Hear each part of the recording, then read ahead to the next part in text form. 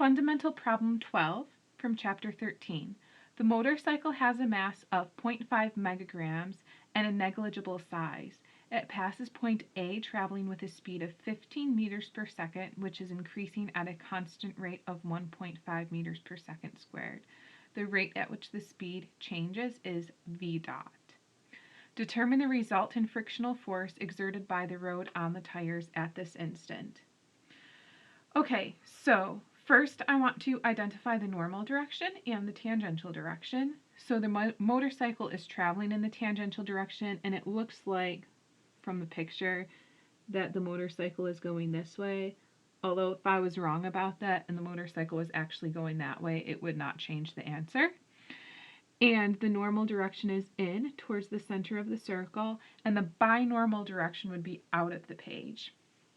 The motorcycle is not going in a full circle, but at this point in time, the radius of curvature for point A is 200 meters. Okay, we want to find the frictional force, and this is not going to affect your answer, but I would like to know whether this is a force of kinetic friction or a force of static friction.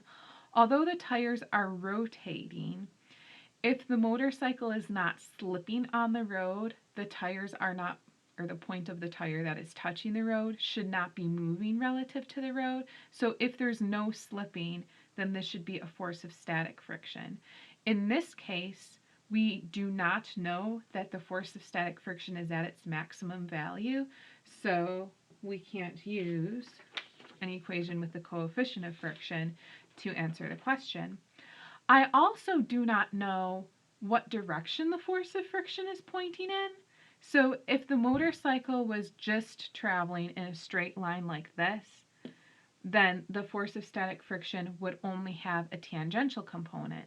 But because it's also going in a circle, you're going to need a force pointing towards the center of the circle, and the only force that we could have in that direction is friction.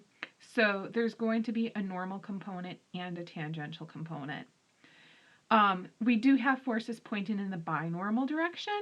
So we have a force of gravity pointing into the page and a normal force pointing out of the page. Those forces are going to cancel each other out.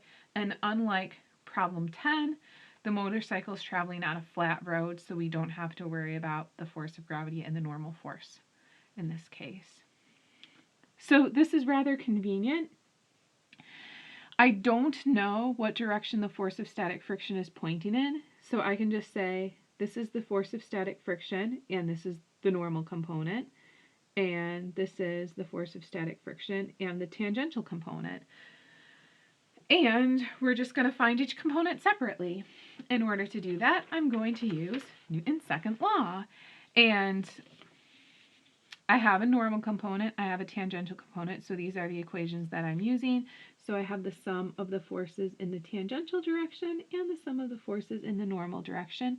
In the normal direction, I have the mass times the normal component of the acceleration, which is v squared over rho.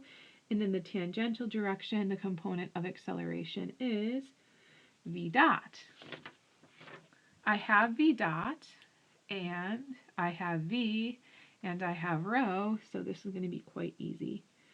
So in the tangential direction, I have the tangential component, which is equal to the mass, which is 0.5 megagrams, which is 500 kilograms, times v dot, which is 1.5 meters per second squared, and that gives me 750 newtons. You want to convert the megagrams to kilograms so that you end up with newtons. Okay, so that's 750 newtons. Then I have, in the normal direction, the normal component for the force of static friction. And I have 500 kilograms times v squared, which is 15 meters per second. And the radius of curvature is 200 meters.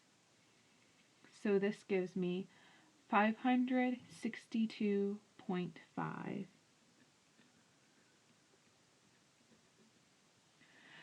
Okay, now what did they ask me for? I could actually give the force of static friction as 750 newtons in the tangential direction plus 562.5 newtons in the normal direction.